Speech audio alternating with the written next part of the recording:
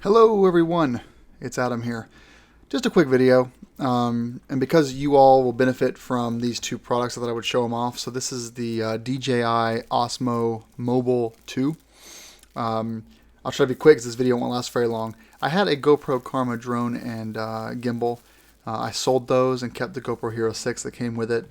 It was too large to travel with the motorcycle, and the GoPro Karma was kind of buggy and relied on the GoPro Hero 6 having pretty much a full charge. So I found that the iPhone 8 Plus 4K 60 FPS is just as good as almost every point and shoot except for some of the high-end Sony cameras. So I decided to spend the $139, purchase this, and it's larger than the Karma, but it's going to be much better. It has a 15-hour battery life.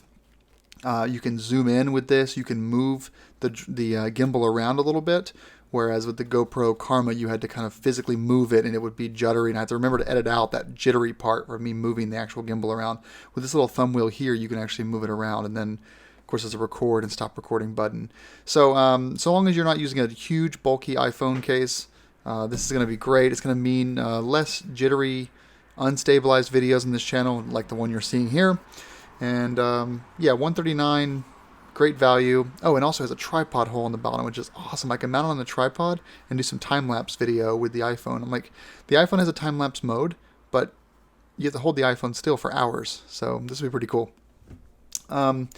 Next up is another pretty big addition. This notebook is replacing my 2013 Core i7 2.6 gigahertz Retina MacBook Pro. It was $2,500 in 2013 that I paid for this thing. It's out of warranty for a year now. It was time for an upgrade, so here is the new MacBook Pro. The 2016 and 2017 versions were only 1 to 10% faster than my existing MacBook Pro. They just weren't worth the upgrade. This thing is about 40 to 50% faster with the additional cores.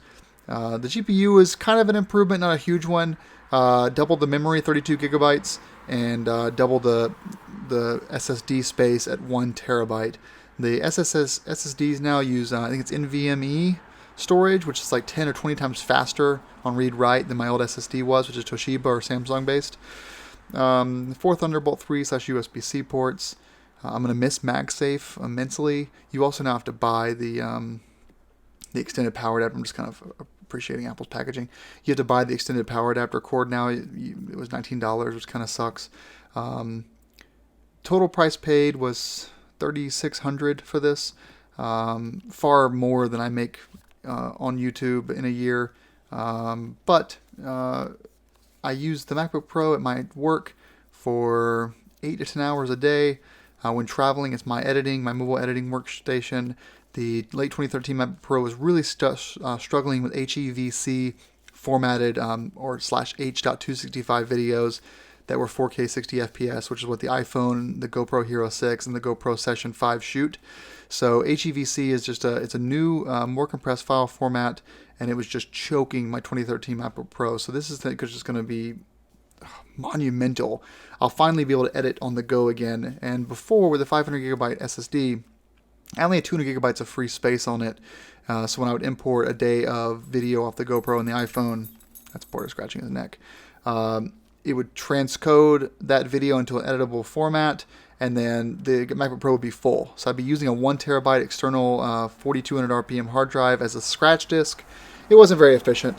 So so what I've been doing the past couple of years is waiting until I get home. I load everything over to that 1 terabyte drive, and then I edit on my home iMac, which is a 2016 Core i7 4 gigahertz machine with like much more video RAM and 32 gigs of RAM. Well, finally I have a machine that's almost as fast as the iMac I have. It's on par CPU wise, but the video card in it is still much slower. Yet to be seen if I love this or not, but it's definitely an upgrade performance wise, which means I'll probably love it. Keys are lower in travel. It's got a touch bar. Trackpad's huge, whatever. But this thing it's going to be pretty cool. I'm really excited about it. So you guys will kind of benefit from a faster editing time for me if I'm traveling.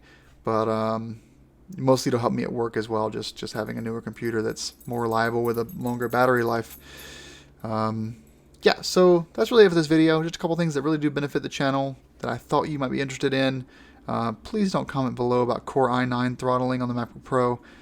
Those of you guys that are watching this a year from now are probably like, what? What's the big deal? Well, just don't comment on it. I'll delete your comments if you do. Yeah, I'm pretty excited about this. So, hope you enjoyed. Have a nice day. Take care and rock on.